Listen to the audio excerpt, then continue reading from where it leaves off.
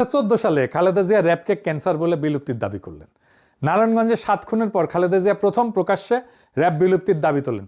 10ই মে 2014 নিখোঁজ বিএনপি নেতা সাজেদুল ইসলাম, মানে আমাদের তুলির ভাই আর কি, তার পরিবারের সঙ্গে দেখা করে বললেন যে র্যাব গঠন হয়েছিল জনগণের জীবন সম্পদ রক্ষা করার জন্য, কিন্তু এখন এই বাহিনী রাজনৈতিক উদ্দেশ্যে ব্যবহার হইতেছে। আমি এই এলিট ফোর্স বিলুপ্তির দাবি করতেছি।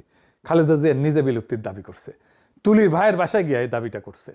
13ই মে 2014 সিদ্ধিরগঞ্জে 7 খুন হয়েছিল না, এই 7 খুনের পরিবারগুলো সান্ত্বনা দিতে যেয়ে বলেন এই বাহিনীর আর কোনো প্রয়োজন নাই, কারণ তারা জনগণের বিরুদ্ধে দাঁড়িয়েছে। 2014 সালেই মুন্সিগঞ্জের এক সমাবেশে খালেদা জিয়া র্যাবকে ক্যান্সার আখ্যা দিয়ে বলেন সংস্কারে কাজ হবে না, বিলুপ্তি করতে হবে। র্যাবকে রক্ষী বাহিনীর সাথে তুলনাও করেছিলেন। 28শে মে 2014 লন্ডনে জিয়াউর রহমানের 33তম মৃত্যুবার্ষিকীর অনুষ্ঠান হতেছে। তারেক রহমান র্যাব বিলুপ্তির দাবিতে গণস্বাক্ষর কর্মসূচি উদ্বোধন করে কইলেন র্যাব অবিলম্বে বিলুপ্ত করা সময়ের দাবি। নারায়ণগঞ্জের 7 খুনে শুধু র্যাব সদস্যরাই জড়িত না, প্রধানমন্ত্রী শেখ হাসিনাও জড়িত। বিএনপি র্যাব বিলুপ্তির জন্য 2024-এর পরে আনুষ্ঠানিক সুপারিশও দিল। কি মজার কথা! 5ই ডিসেম্বর 2024 অন্তর্বর্তী সরকারের পুলিশ সংস্কার কমিশনে আনুষ্ঠানিক প্রস্তাব জমা দিল। সেখানে র্যাব বিলুপ্তি আর একটা পুলিশ কমিশন গঠনের সুপারিশ ছিল। 10ই ডিসেম্বর গুলশান কার্যালয়ে সংবাদ সম্মেলন করল বিএনপির স্থায়ী কমিটির সদস্য আর এখনকার স্পিকার মেজর হাফিজ। ওইখানে আনুষ্ঠানিকভাবে দাবিটা ঘোষণা করলেন। উনি বললেন মেডিকেল সায়েন্সে এটা বলা আছে, যখন গ্যাংগ্রিন পুরোপুরি ছড়ায়া যায় তখন কাইটে ফেলা ছাড়া উপায় থাকে না। র্যাব আন্তর্জাতিকভাবে নিন্দিত হইয়া দেশের ভেতরে দানবে পরিণত হয়েছে। বেশিরভাগ গুম, খুন আর বিচার বহির্ভূত হত্যাকাণ্ড র্যাবই করেছে। তাই আমরা এর বিলুপ্তির সুপারিশ করিতেছি। ভিডিও আছে, দেখেন, এডিটর সাহেব দেখান। যত ধরনের খুন যখন এবং যত এক্সট্রা জুডিশিয়াল কিলিং সব কিছু অধিকাংশই এই র্যাবের মাধ্যমে হয়েছে। সেজন্য আমরা এটিকে বিলুপ্ত করার জন্য সুপারিশ করেছি। দেখেছেন, এইভাবে বলার পরে ইউনূস সরকারের তো উচিত ছিল পরের দিন র্যাব বিলুপ্ত করে অধ্যাদেশ জারি করে নাই। কেমন বেকুব দেখেন, রেখে দিছে।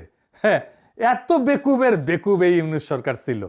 এখন এই 22তম প্রতিষ্ঠাবার্ষিকী হইল এই কয়েকদিন আগে, ওইখানে শিলং সালাউদ্দিন গেছে। ওইখানে বলে যে র্যাবের জবাবদিহিতা, স্বচ্ছতা আর মানবাধিকার সুরক্ষা নিশ্চিত করতে নতুন আইন প্রণয়নের উদ্যোগ নিছে সরকার।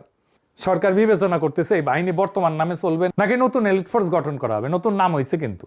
আরো বলছে যে কিছু কর্মকর্তার কর্মকাণ্ডে বাহিনীর ভাবমূর্তি ক্ষুণ্ণ হয়েছে। ফ্যাসিবাদী শাসন আমলে কোনো প্রতিষ্ঠানই অক্ষত থাকে নাই, পুলিশ, সেনাবাহিনী, র্যাব, বিজিবি সবাই। কিন্তু কয়েকজন কর্মকর্তার কাজের জন্য পুরো প্রতিষ্ঠানকে তো দায়ী করা যায় না। না না না, তা তো বটেই। এই যুক্তি তো আওয়ামী লীগও দেয়। যারা গ্যাংগ্রিন বলবে এরা নিজেরা, তার 2 দিন পরে বলবে কয়েকজন কর্মকর্তার কাজের জন্য পুরো প্রতিষ্ঠানকে দায়ী করা যায় না। খালেদা জিয়া বলবেন সংস্কার করে লাভ নাই, বিলুপ্ত করতে হবে। আর এরা বলবে নাম বদলাবে, আইন ঠিক থাকবে, বাহিনী থাকবে।